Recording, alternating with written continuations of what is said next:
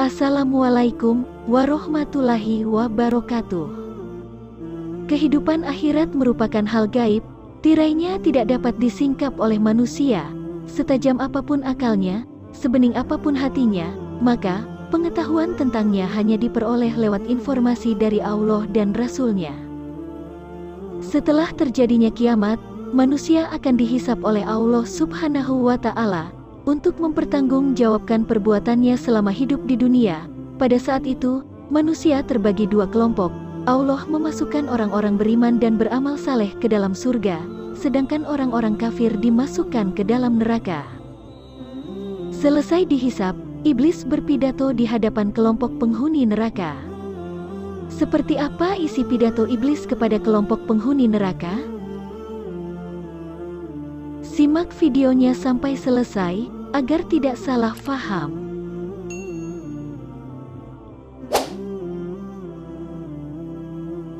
Menurut tafsir Ibnu Katsir maupun tafsir At-Tabari, khutbah iblis itu merupakan pidato yang sangat menyentuh hati, bahkan sangat menyayat hati. Semua manusia dari kelompok penghuni neraka yang mendengarnya, heboh dan menangis. Pidato iblis itu diabadikan oleh Allah Subhanahu wa Ta'ala dalam Al-Quran.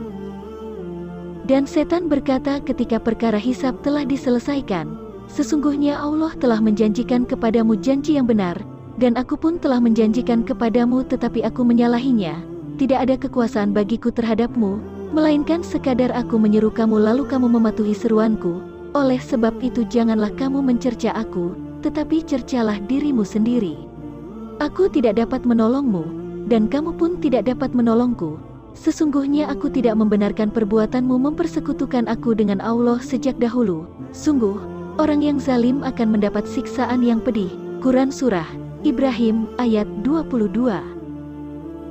Dalam ayat ini, Allah menyebutkan pengakuan setan di hadapan Allah setelah urusan hisab selesai di padang mahsyar.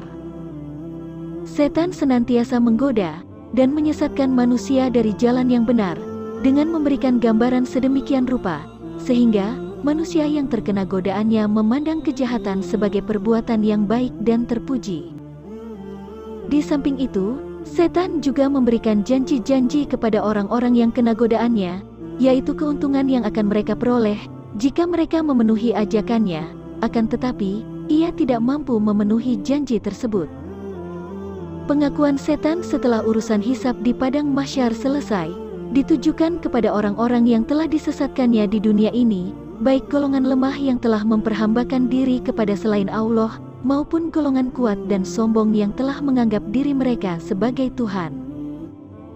Dalam pengakuannya itu, setan mengatakan kepada mereka, bahwa sesungguhnya Allah telah menjanjikan kepada mereka janji yang benar, Dia kuasa untuk memenuhi janjinya itu. Setan pun telah memberikan janji kepada mereka, tetapi dia tidak kuasa untuk menepatinya. Setan sama sekali tidak mempunyai kekuasaan apa-apa terhadap mereka.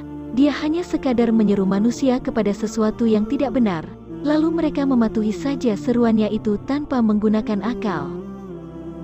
Oleh sebab itu, manusia yang bersalah, janganlah mereka mencercanya, melainkan cercalah diri sendiri. Setan sekali-kali tidak dapat menolong mereka dari azab dan siksa Allah, dan mereka pun tidak dapat menolongnya. Sesungguhnya setan sejak dahulu tidak membenarkan perbuatan manusia mempersekutukannya dengan Allah. Mendengar pidato iblis terlaknat tersebut, semua penghuni neraka merasa sangat susah dan tertipu.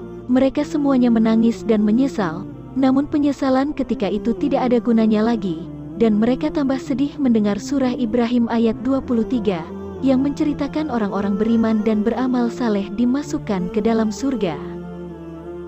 Orang-orang kafir dibawa ke neraka jahanam berombong-rombongan, sehingga apabila mereka sampai ke neraka itu dibukakanlah pintu-pintunya, dan berkatalah kepada mereka penjaga-penjaganya, apakah belum pernah datang kepadamu rasul-rasul di antaramu, yang membacakan kepadamu ayat-ayat Tuhanmu, dan memperingatkan kepadamu akan pertemuan dengan hari ini? Mereka menjawab, benar telah datang, tetapi telah pasti berlaku ketetapan azab terhadap orang-orang yang kafir. Quran Surah As-Zumar 71.